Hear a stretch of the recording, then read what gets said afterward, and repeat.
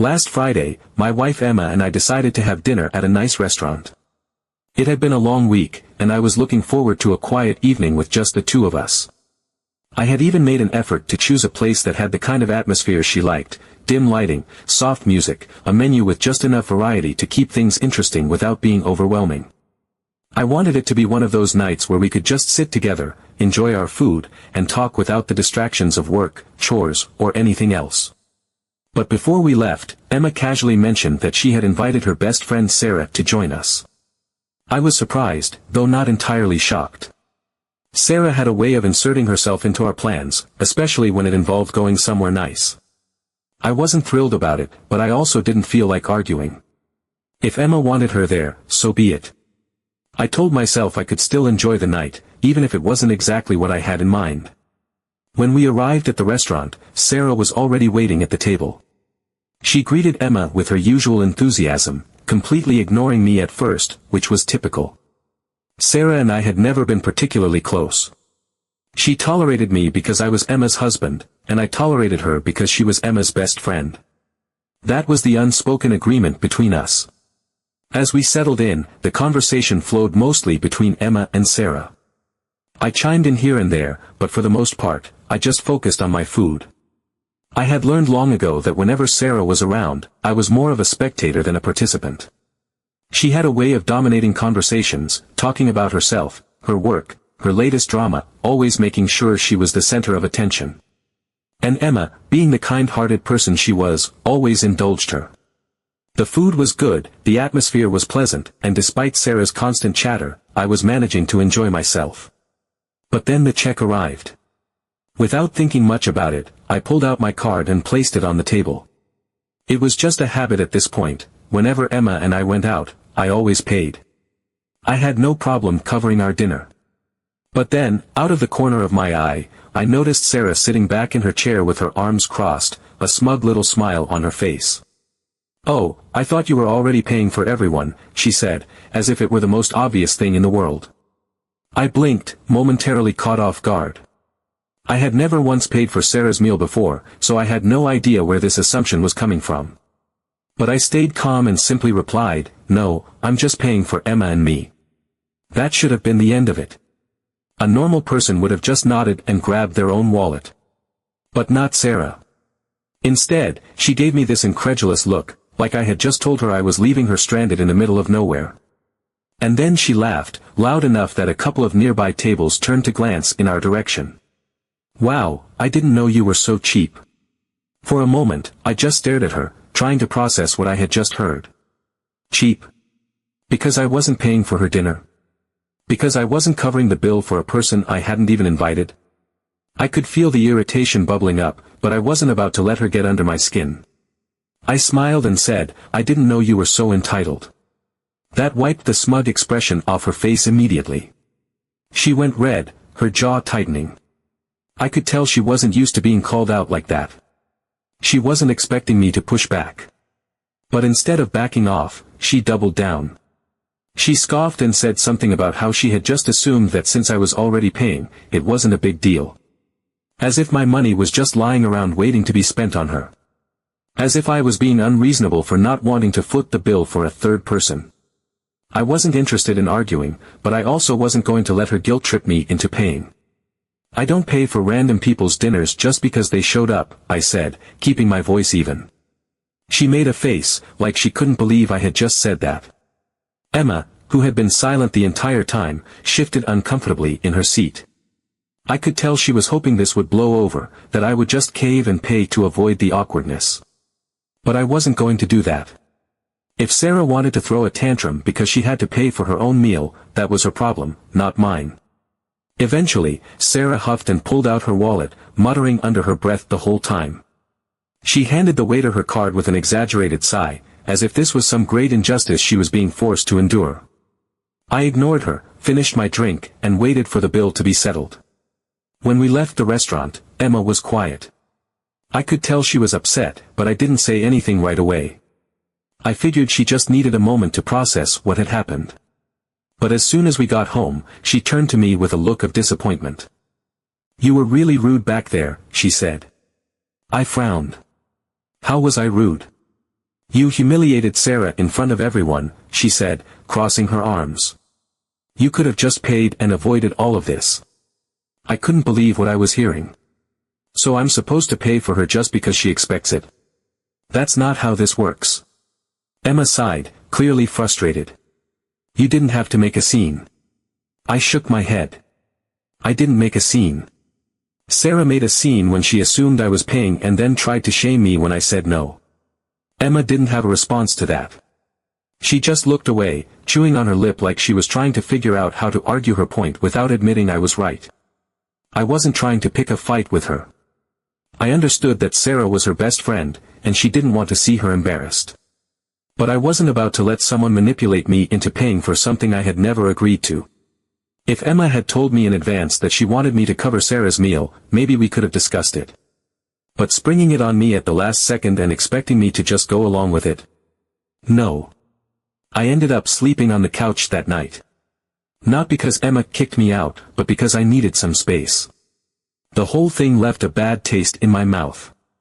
Not just because of Sarah's entitlement, but because Emma had taken her side without even considering mine. I don't know if I handled it perfectly, but I do know one thing: I'm not paying for Sarah's dinner. Not now. Not ever. Update 1. A few days later, we found ourselves at a restaurant again, this time with Sarah joining us once more. It wasn't my idea. After the last disaster, I had no intention of sitting across from her anytime soon, but Emma had insisted. She said she wanted to smooth things over, that Sarah didn't mean anything by what she said, that it was just a misunderstanding and we should all move past it. I wasn't sure I believed that, but I also wasn't interested in another argument with my wife, so I agreed. Walking into the restaurant, I felt an awkward tension settling in my chest. I wasn't the type to hold grudges, but the last dinner had left a sour taste in my mouth. Still, I told myself to let it go. If Emma wanted this to be normal, I could at least try. Sarah greeted us like nothing had ever happened, all smiles and light conversation, as if she hadn't just called me cheap a few nights ago in front of a whole restaurant. She acted like there was no tension at all, no lingering awkwardness, and for a moment, I wondered if I was overthinking everything. Maybe she really had just been joking last time. Maybe I was making a big deal out of nothing. The three of us ordered food, talked about ordinary things, and for a little while, it actually felt normal. Sarah carried most of the conversation as usual, bouncing between stories about her coworkers, a frustrating customer service experience she had, and something about a guy who had texted her out of the blue after ghosting her months ago. Emma laughed in all the right places, responded when needed, and I sat back, eating my food, nodding occasionally. It wasn't exactly how I wanted to spend my evening, but at least there was no conflict. Then the bill came. I had barely glanced at it when I noticed Sarah tilting her head, her eyebrows drawn together in exaggerated confusion. She reached for her purse, patted it absent-mindedly, then let out a dramatic sigh. "Oh, I forgot my wallet at home," she said casually, like it was no big deal. I looked at her, not saying anything. I wasn't sure if I had heard her right at first, but her expression didn't change. She just sat there, waiting. Then I turned to Emma, and the way she avoided my gaze made my stomach twist. She knew. She knew before Sarah even said it. I exhaled slowly, pulled out my wallet, and without a word, placed enough money on the table to cover just Emma and me. Then I put my wallet away, leaned back in my seat, and turned my attention to my wife as if Sarah hadn't spoken at all. "Well, sounds like your problem," I said, my voice calm. For a few seconds, Sarah didn't move. She just sat there, completely still, her eyes locked on me. It was almost comical, the way she played her part so convincingly. But then, just as quickly as the act had begun, it ended. She reached into her pocket, pulled out her wallet, and without hesitation, threw her own money onto the table. I blinked. My mind raced, trying to make sense of what had just happened. It was so fast, so seamless, like she had never forgotten her wallet in the first place. And then it hit me, she hadn't. My chest tightened as I turned to her, my brain still processing what she had just done. "Really?"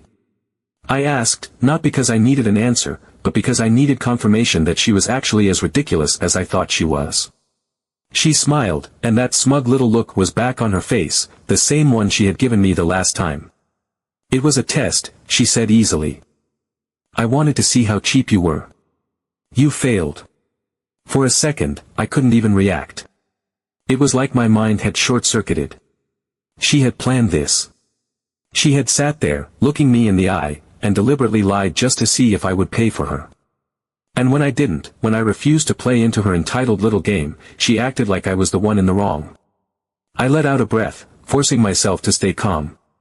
My first instinct was to laugh, not because it was funny, but because I couldn't believe the audacity. But before I could say anything, I noticed Emma. She was looking at me, her lips pressed together, and something about her expression made my stomach sink. She agreed with Sarah. She wasn't saying it out loud, but I could see it in her eyes, in the way she avoided direct eye contact with me, in the way she subtly nodded as if Sarah had made a valid point. I didn't know what to say. I didn't even know what to feel. Frustration, confusion, disbelief, all of it churned inside me, but I kept my expression neutral. There was nothing I could say in that moment that would change anything. The rest of the evening passed in a blur. I barely registered the conversation, barely noticed Sarah's continued smirks and Emma's quiet presence. I just sat there, going through the motions, knowing that something had fundamentally shifted between me and my wife. Because this wasn't about money. It wasn't even about Sarah. It was about the fact that the person I trusted most in the world had just watched someone test me like I was some kind of experiment and decided that I was the one who had failed. Update 2. At first, I thought it was some kind of strange joke. The way Sarah had pulled that stunt at the restaurant, the way Emma had silently sided with her, it had all seemed so absurd that I told myself it couldn't be serious. It had to be some kind of twisted humor, an inside joke that I just wasn't in on. But when we got home that night, I realized it was anything but. Emma didn't talk to me all evening. She wasn't just annoyed, she was distant, cold in a way I had never seen before. Usually, after an awkward night out, she would at least try to smooth things over, make a joke, act like it wasn't a big deal. This time, she sat in silence, scrolling through her phone, avoiding eye contact, like she was waiting for me to say something first. Hours passed before she finally spoke. She barely looked at me when she did, her voice calm but firm. "You know, Sarah is right. It's not about money. It's about generosity." I felt my stomach tighten. The way she said it, the certainty in her tone, made my skin crawl. I asked her what she meant, even though I already knew I wouldn't like the answer. She sighed, like she was explaining something obvious to a child, and told me that Sarah had explained everything to her. A real man pays for everyone without thinking, because he isn't afraid to show his generosity. A real man doesn't count pennies. A real man provides, not just for his wife, but for anyone who needs it, because that's what separates him from the rest. She said all of this like it was some universal truth, like it was written in stone, and I just sat there, listening, not believing my ears. It didn't stop there. Over the next few days, I noticed something shifting. Emma started repeating Sarah's phrases like they were mantras. Every time I hesitated before spending money, every time I made a practical decision, she would look at me with this calculating expression and say, "You don't want to look cheap, do you?" It wasn't playful. It wasn't teasing. It was like she was waiting for me to break, waiting for me to cave and prove that I was the kind of man she had apparently decided I needed to be. At first, I brushed it off.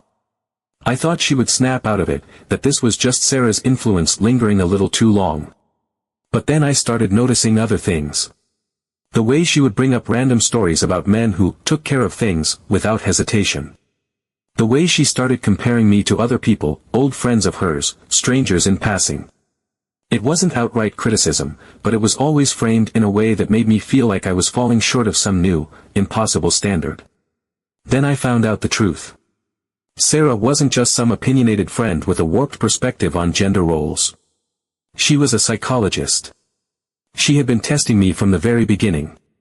Emma let it slip one night during a conversation that was already tense, her voice almost casual when she mentioned that Sarah just wanted to see if I was really worthy of her. The words made my blood run cold. It was a test. Every single moment, the dinner, the accusations, the manipulation, had been orchestrated, not just to prove a point, but to judge me. And the worst part was that Emma had agreed. She hadn't just gone along with it. She had believed it. She had let Sarah's words sink in so deep that she had started to doubt me, to see me not as the man she had married, but as some kind of failed project that hadn't lived up to Sarah's expectations. It all made sense now. The reason Sarah had acted so entitled, the way she had deliberately provoked me, the way she had laughed when I refused to pay for her.